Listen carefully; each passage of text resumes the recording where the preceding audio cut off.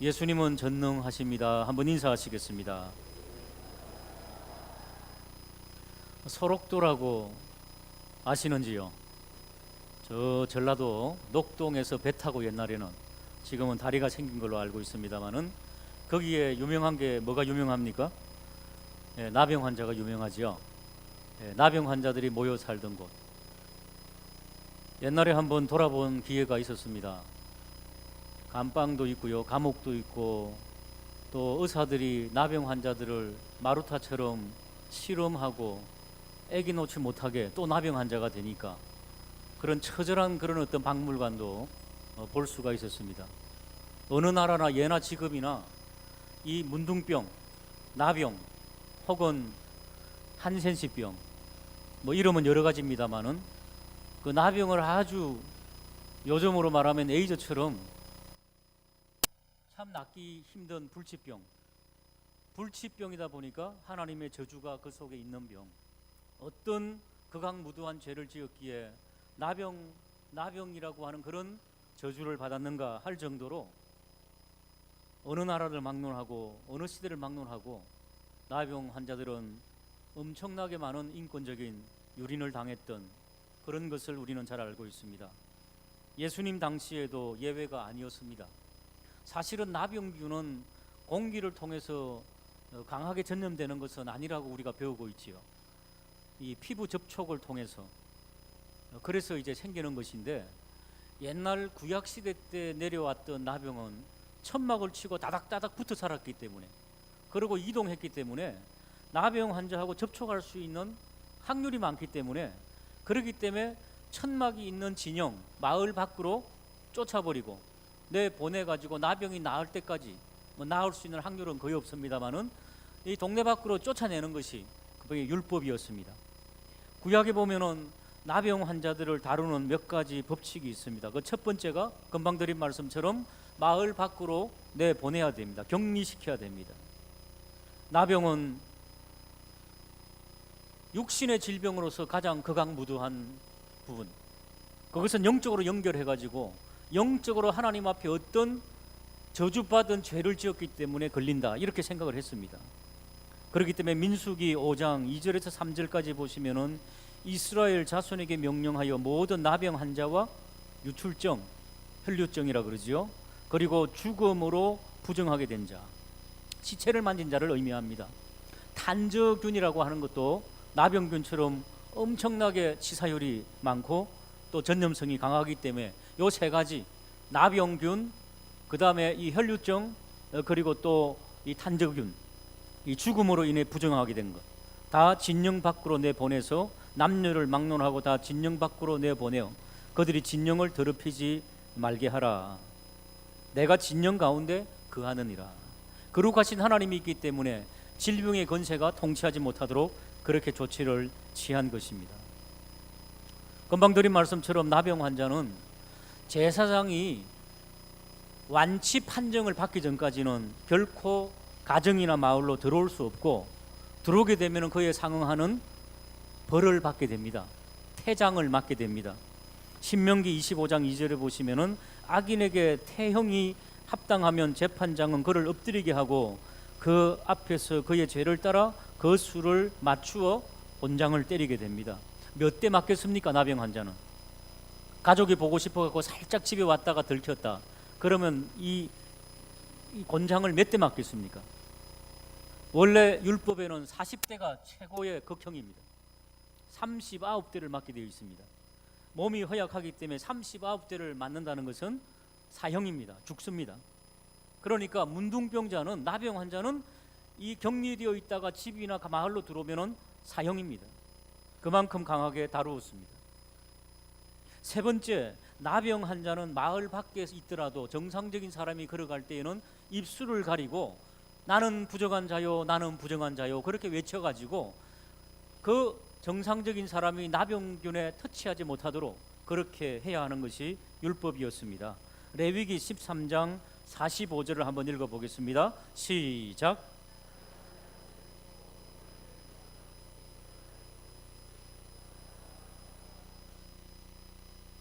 성경은 나병을 통해서 우리에게 말씀하고 있습니다.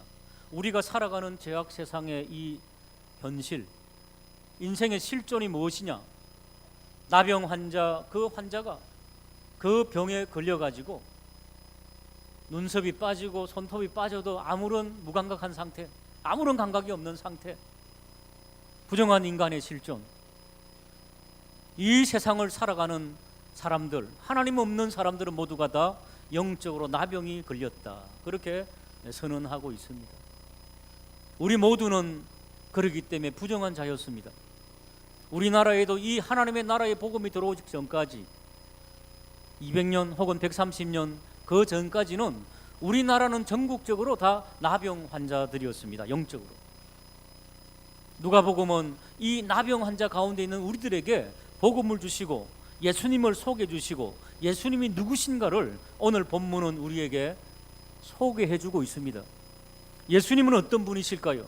오늘 우리가 본문을 읽었습니다마는 10명의 나병 환자가 예수님 앞에 와서 자비와 긍휼을 구할 때 예수님께서는 그들을 낫게 해 주셨습니다. 여러분, 나병은 의술로 낫게 할 수 없는 병입니다. 그런데 예수님께서는 낫게 해주신 것입니다. 예수님은 누구일까요? 예수님은 어떤 메시아였길래 그런 역사를 베푸셨을까요? 예수님은 이미 이 땅에 오셔서 나사렛 회당에서 예고하셨습니다. 내가 어떤 사람이다, 아니 어떤 메시아다 하는 것을 주님께서는 이미 예고한 바가 있습니다. 누가복음 4장 18절에 보시면은 주의 성령이 내게 임하셨으니 이는 가난한 자에게 복음을 전하게 하시고 내게 기름을 부으시고 나를 보내사 포로된 자에게 자유를. 나병은 나병균이 묻고 있는 겁니다. 나병균의 포로가 된 자입니다. 그에게 자유를, 치유를 주시는 주님. 눈먼 자에게 다시 보게 함을. 나병이 걸리면 눈도 시력을 잃고 뽑힙니다. 청력도 잃고 이 목청도 잃어버립니다. 그런 자에게 다시 보게 하고 다시 듣게 하는, 다시 말하게 하는 그런 자유의 복음을 선포함. 눌린 자에게, 질병으로 눌린 자에게 자유를 주시는 예수님은 이미 예고하셨습니다. 19절을 같이 읽어보겠습니다. 시작. 예수님께서는 그 나사렛 회당에서 주의 은혜의 해, 주빌리, 희년, 우리 교회는 지금 희년입니다. 희년은 무엇이라고요? 눌린 자에게, 포로된 자에게, 가난한 자에게 주님의 복음을 통한 자유와 회복의 선포, 이런 놀라운 역사가 넘쳐나기를 주님의 이름으로 축복합니다. 예고하신 대로, 말씀하신 대로 10명의 나병 환자가 예수님의 말씀으로 치유되었음을 믿으시기를 주님의 이름으로 축복합니다. 예수님은 어떤 메시아요? 인생이 감당할 수 없는 나병보다도 더 위대한 분, 그분이 바로 예수 그리스도. 오늘날로 말하면 에이즈보다도 더 위대하신 분, 그 에이즈 병을 건너 뛰어넘어서 그를 낫게 해 주실 분. 요즘 우리 북한의 핵으로 인하여서 세계가 뒤숭숭하고 우리나라가, 외국에서 우리나라를 보면은 너무너무 위험하대요. 근데 우리 민족은 너무 믿음이 좋아가지고 너무 태연하게 살고 있답니다. 제가 미국에 있을 때에도 한국의 뉴스를 들으면은 내일이라도 전쟁이 일어날 것처럼 뉴스들을 하고 있습니다. 그러나 우리 주 예수 그리스도는 핵보다도, 핵의 위험보다도 더 위대한 분이심을 믿으시기를 주님의 이름으로 축복합니다. 모든 역사의 주권은 하나님께 있사오니 주여 인도하여 주옵시고, 대통령과 위정자들에게 지혜와 하나님을 두려워하는 그 놀라운 믿음을 허락하여 달라고 기도하는 우리 그리스도인들이 되기를 주님의 이름으로 축복합니다. 주님은 10명의 나병 환자, 한 명의 나병 환자만 만나도 위험한데 10명을 만났으니 10배의 나병균이 있을 것 아닙니까? 그런데 그 모든 질병을 물리치신 메시아 예수 그리스도. 14절을 한번 보시기 바랍니다. 13절에 보시면 나병 환자 10명이 우리를 불쌍히 여기소서 그렇게 막 하니까 14절에 보시고 이르시되 가서 제사장들에게 너희 몸을 보이라. 자, 나병 환자를 정상적인 사람이 가까이 할 수 있다고 그랬습니까? 없다고 그랬습니까? 그러니까 예수님께서는 10명의 나병 환자에게 멀찌감치 떨어져 가지고 제사장에게 가서 보여라 그랬을까요? 나병 환자에게 가까이 가서 그들의 손을 만지고 그들의 등을 쓰다듬으면서 얼마나 고생이 많았느냐, 얼마나 힘들게 살았느냐, 얼마나 격리되어서 애한과 아픔으로 살았느냐, 너 마음도 육신도 만신창이가 되었지, 이제는 제사장에게 가서 보여라, 그랬겠습니까? 멀리 서서 그랬겠습니까? 어떤 게 맞을까요? 율법은 나병 환자와 가까이 하지 말라고 하지만은 예수님께서는 가까이 가셔서 그렇게 말씀하셨을 것입니다. 왜? 나병 환자는 아까 뭘 잃는다 그랬습니까? 뭘 잃어버린다 그랬습니까? 청력을 잃어버립니다. 속이 망가집니다. 목소리도 잃어버립니다. 그렇기 때문에 소리를 질러야지만이 겨우 나오는 겁니다. 그러니까 10명의 나병 환자가 함께 목소리를 합해서 예수 그리스도여 라고 부르짖지만은 실상은 예수 그리스도여 나를 불쌍히 여기셔서 안 들립니다. 전능하신 주님께서는 들으시고 가까이 가서 그들을 위로하시고 제사장들에게 가서 너의 몸을 보이고 너의 가족에게로, 너의 친족에게로, 너의 마을로 돌아가라, 위로의 말씀을 주셨음을 믿으시기를 주님의 이름으로 축복합니다. 그때 15절에 보니까 그중 한 사람이 자기에게 자기가 낳은 것을 보고 큰 소리로 하나님께 영광을 돌리며 돌아와서 예수 그리스도의 발 아래 엎드려 감사하니 그는 사마리아 사람이라. 자, 예수님의 발 앞에 엎드려 가지고 그냥 엎드려서 감사했겠습니까? 예수님의 발목을 잡고 감사했겠습니까? 터치하면 안 되잖아요, 율법은. 예수님의 발목을 잡고 너무 감사하여서 감격의 눈물을 흘리며 감사했을 것입니다. 율법을 어긴 겁니다. 예수님도 율법을 어기셨고 이 사마리아 사람은 율법을 모르고, 한번 받아실까? 예수님은 율법을 능가하시는 분. 예수님은 어떤 메시아냐? 인간이 정복할 수 없는 나병도 초월하시고 낫게 하시고 물러가게 하시고 율법의 권세 위를 그를 능가하시고 율법도 완성하시고, 다른 말로 폐하시고, 유대교를 폐하시고 유대교를 대치하신 분이 바로 예수 그리스도라는 것을 성경이 선언해주고 있습니다. 사랑하는 여러분, 만신창이가 되어서 극복할 수 없는 문제들을 가지고 있습니까? 영적 나병처럼 만신창이가 된 그런 부분들이 있습니까? 예수님은 충분히 우리를 회복시키시고 치유하실 수 있습니다. 그 주님을 붙잡는 복된 시간 되기를 주님의 이름으로 축복합니다. 그러나 예수님께서는 우리에게 조심할 것이 하나 있다, 그렇게 말씀하고 있습니다. 14절을 보실까요? 한번 받아실까요? 가서 제사장들에게 너희 몸을 보이라. 자, 제사장들이 하나님을 기쁘시게 하는 자들이었겠습니까? 슬프게 하는 자들이었겠습니까? 이 당시에 금방 드린 말씀처럼 영적인 상태가 영적 나병으로 만신창이가 되고 타락한 유대교의 수장들, 제사장들, 타락한 제사장들, 유대교는 더 이상 희망이 없었습니다. 구약의 율법은 더 이상 율법으로 작용을 못했습니다. 하나님의 율법이지만 그들이 율법을 망가뜨렸습니다. 인간의 유전으로 사람을 가르치고 말로만 가르치는 그들의 율법, 이미 만신창이가 된 그들. 그러나 예수님은 그 질서를 당장 깨뜨리지 않았습니다. 제사장들에게 가서 너의 몸을 보이라. 때때로 우리 그리스도인들이 가끔 원망할 때가 있습니다. 대통령이 무슨, 정치 무슨, 자기들이나 뭐 정직하라 그래 그러면서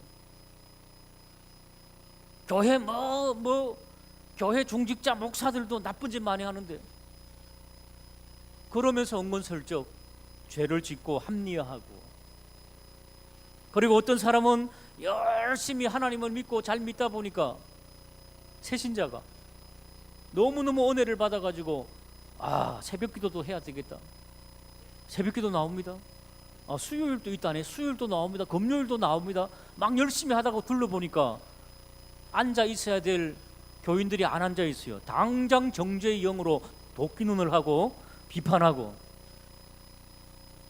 자기만의 옳은 양, 때때로 우리에게 은혜를 부어주실 때가 있습니다.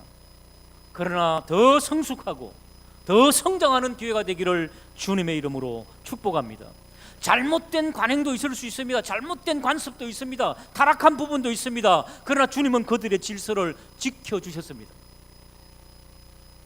율법을 능가하신 분이 율법을 폐하지는 않았습니다. 아직은 그들의 질서 속에서 그대로 순종하시는 그런 모습들. 여러분, 교회 생활하든지 직장 생활하든지 어느 곳에서 우리가 생활할 때에 불편한 것도 있고 못마땅한 것도 있습니다. 내 정의와 공의가 불타가지고 사람을 정죄하고 싶은 그런 마음이 될 때가 너무너무 많이 있습니다. 그러나 여러분, 가서 제사장들에게 너희 몸을 보이라. 기독교는 혁명의 종교가 아닙니다. 그렇기 때문에 근본적으로 기독교는 데모를 반대합니다. 막 파괴하고 부수고 막 혁명을 일으키고 이런 것들을 반대합니다. 한번 받아하실까요? 기독교는 혁명의 종교가 아니라 개혁의 종교이다. 그래서 개혁의 종교, 리폼드, 리모델링. 인간은 원래 하나님께서 만드신 존재입니다. 예수님을 믿든 믿지 않든 불신자들에게도 하나님의 형상이라고 하는 것이 왜곡되어 있고 타락되어 있지만은 그들도 역시 하나님의 사람들입니다. 이 세상의 모든 사람들은 원숭이가 진화된 사람은 한 사람도 없습니다. 모두 다 하나님께서 만드신 하나님의 피조물, 창조물들입니다. 그들 속에 그리스도가 없을 뿐입니다. 우리는 그들 속에 복음을 넣고 예수 십자가를 넣어서 그들을 리모델링하는 것입니다. 사랑하는 여러분, 우리 속에 있는 정죄의 영 사라지게 하여 주시옵시고 우리 주님의 마음을 붙잡는 저와 우리 모두 되게 하시고 우리가 가는 곳마다 오늘 찬양한 대로 천국이 저희 것임이라. 심령이 가난한 자, 온유한 자, 마음이 청결한 자, 긍휼이 많은 자, 하나님의 천국이 임한다고 했는데 그 천국이 우리가 가는 곳마다 임하게 되는 복된 역사 있기를 주님의 이름으로 축복합니다. 사랑하는 여러분, 10명의 나환자들이 가서 제사장들에게 보이라고 하신 주님의 말씀을 듣고 그들이 믿음으로 갑니다. 15절 다시 한번 더 읽어볼까요? 15절입니다. 시작.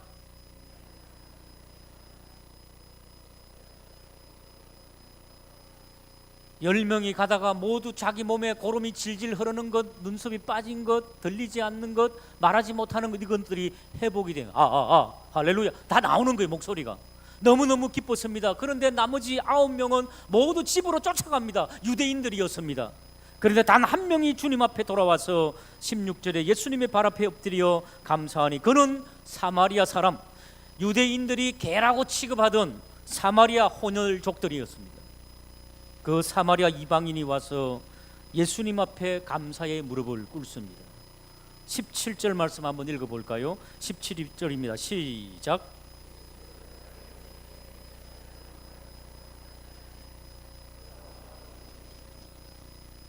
열 사람이었는데 그 9은 어디에 있느냐. 18절에 보니까 이 이방인 외에는 하나님께 영광을 돌리러 돌아온 자가 없느냐. 19절 중요한 선언을 하십니다. 같이 읽습니다. 시작.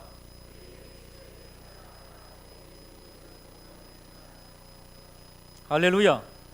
예수님께서는 새로운 종교, 유대교를 폐하시고 율법을 완성하시며 구원받는 새로운 길을 제시하고 계십니다.